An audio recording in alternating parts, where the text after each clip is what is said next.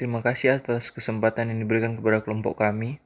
Sekarang kami akan mempresentasikan tentang pemisahan antrakoinon dari buah mengkudu secara kromatografi lapis tipis preparatif.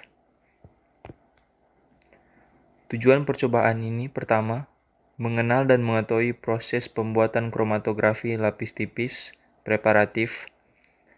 2. Mampu memisahkan antrakoinon menggunakan kromatografi lapis tipis preparatif. 3. Memahami tentang elusi berganda. Berikut adalah struktur dan informasi tentang mengkudu.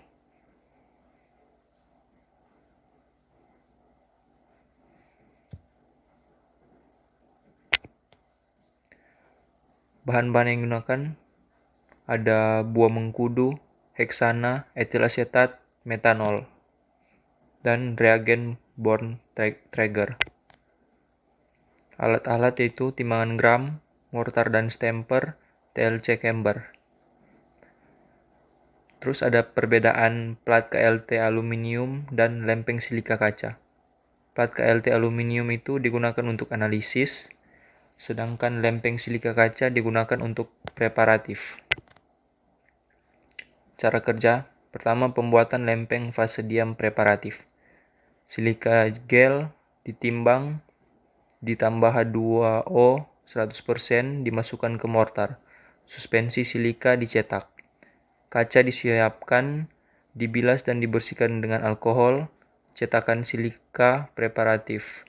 Lempeng silika preparatif diaktifkan pada oven 110 derajat selama 15 menit. Kedua, pemisahan antrakoinon. Pertama, 100 gram serbuk mengkudu kering dimasukkan ke beker gelas, ditambahkan metanol. Ekstrak metanol dipekatkan dengan rotary evaporator. Ekstrak metanol pekat dipartisi secara bertingkat. Ekstrak metanol, fraksi heksan, etil asetat, dan metanol diuji dengan Born Traeger. Ditotolkan ke plat KLT analitik dan dielusikan dengan fase gerak. Diamati dengan UV 254 dan 366. Kemudian menunjukkan hasil. Kromatografi lapis tipis preparatif. Definisi. Kromatografi lapis tipis preparatif merupakan suatu proses isolasi didasarkan adanya perbedaan daya serap dan daya partisi serta kelarutan dari komponen-komponen kimia. Prinsipnya yaitu berdasarkan perbedaan adanya daya serap. Perbedaan daya serap tersebut memerlukan waktu yang berbeda hingga terjadi pemisahan. Kelebihan, biaya yang digunakan murah dan memakai peralatan paling dasar. Kekurangan, kemungkinan senyawa yang diambil dari plat adalah senyawa beracun. Waktu yang diperlukan dalam proses pemisahan cukup panjang, adanya pencemar. Terus adalah fase gerak. Fase gerak bekerja membawa komponen-komponen sampel hingga terjadi perjalanan di lintasan fase diam. Fase diam. Fase diam adalah fase yang berfungsi sebagai media pemisah komponen-komponen di sampel. Fraksinasi bertingkat. Secara garis besar, pada fraksinasi bertingkat dimulai dengan serbuk.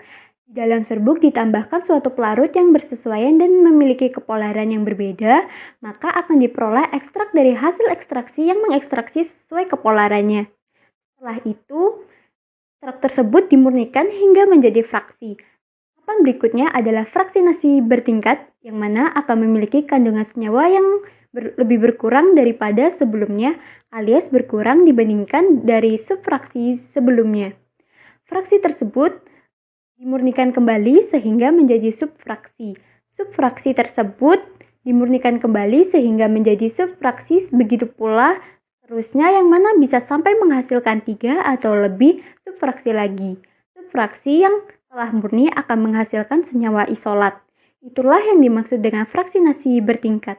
Pada percobaan ini, menggunakan berbagai macam pelarut seperti metanol pekat, heksana, etil asetat, dan metanol. Tampak pada slide ini, tiap penambahan pelarut akan menghasilkan filtrat dan ampas. Filtrat tersebut akan digunakan dalam pemisahan antrakuinon. Antrakuinon akan tertarik bergantung pada polaritas struktur antrakuinon. Pada slide ini kita akan membahas perlakuan pada isolasi pemisahan antrakuinon. Pada gambar 1 tampak adanya serbuk dari mengkudu kering. Mengapa perlu dalam bentuk serbuk?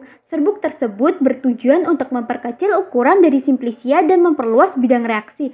Pada gambar 2 tampak adanya penambahan magnetic bar ke dalam magnetic stirrer yang bertujuan untuk mempercepat laju reaksi. Nah, di gambar 2 juga ada penambahan metanol yang berperan sebagai pelarut. Selanjutnya ada pemekatan atau penguapan dilakukan dengan proses peningkatan jumlah zat larut dalam ekstrak dengan mengurangi jumlah pelarut melalui penguapan. Pemekatan ini dilakukan dengan alat rotary evaporator yang dapat kita lihat pada nomor 3. Nah, pada gambar nomor 4 ini ada corong pisah yang mana digunakan sebagai alat dalam proses partisi bertingkat dengan berbagai pelarut seperti heksana, etil asetat, dan metanol. Nah, selanjutnya apa itu elusi? Elusi adalah proses ekstraksi suatu bahan dengan menerapkan pencucian menggunakan pelarut. Selanjutnya itu ada elusi 2 dimensi. Di sini ada 2 poin penting pada elusi 2 dimensi, yaitu yang pertama adanya penggunaan sistem fase gerak yang sama untuk 2 arah. Dan yang kedua adanya penggunaan lempeng yang diputar 90 derajat setelah sampel sebelumnya telah dikembangkan kepada fase gerak dan campuran telah terpisah. Nah, terakhir ini elusi berganda ada juga 2 poin penting, yaitu elusi dilakukan di lempeng KLTP sebanyak 2 kali atau lebih.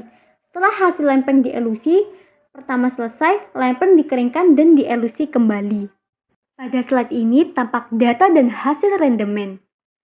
Perhatikan data tersebut. Pada data tersebut, kita dapat mengetahui massa serbuk sampel. Pada percobaan ini, massa serbuk sampelnya sebesar 5,12 gram. Apabila kita telah mengetahui massa serbuk sampel, maka kita dapat menghitung persentase rendemen. Sehingga hasil dari persentase rendemennya adalah 5,12%. Nah, selanjutnya ini adalah data dan hasil KLT. Tampak di sini ada 4 jenis ekstrak jenis sampel yang digunakan, yaitu metanol pekat, etil asetat, dan metanol. Nah, di sisi paling kanan ini kita dapat mengetahui nilai RF-nya. Nilai RF tersebut diperoleh dari jarak tempuh sampel dibagi jarak tempuh pelarut. Pada slide ini kita akan menganalisa hasil dari fraksinasi. Di sini tampak ada 4 gambar yang mana mewakili hasil dari di bawah pengamatan UV 254 nanometer, yang kedua di bawah pengamatan UV 366 nanometer, yang ketiga hasil dari disemprot Regenborn Traeger, dan yang keempat adalah hasil seleksi yang disemprot dengan Regenborn Traeger. Nah, pada pengamatan UV 254 nanometer, lempeng tersebut berpendar sedangkan sampel akan tampak berwarna gelap. Pada UV 366 nanometer menghasilkan pita yang berpendar dengan latar belakang yang gelap, sehingga pita tersebut yang berpendar dapat dilihat secara visual. Nah, pada hasil yang disemprot dengan Regenborn Traeger, kita dapat melihat ada hasil dari penampakan pita yang berwarna merah. Nah, warna merah kecoklatan tersebut menunjukkan adanya senyawa antrakuinon yang mana terjadi pada fraksi nomor 4, yaitu ekstrak fraksi metanol. Kesimpulan, prinsip kromatografi lapis tipis preparatif adalah adanya perbandingan eloin dari kepolaran rendah hingga tinggi dan proses isolasi berdasarkan perbedaan daya serap. Perbedaan daya serap tersebut memerlukan waktu yang berbeda pula hingga terjadi pemisahan. Elusi berganda adalah elusi yang dilakukan dengan adanya elusi sebanyak 2 kali atau lebih di lempeng KLTP. Setelah lempeng tersebut sudah dielusi, kemudian lempeng tersebut dikeringkan dan dielusi kembali. Terima kasih, sekian presentasi dari kami. Berikut ini adalah daftar pustaka yang kami gunakan.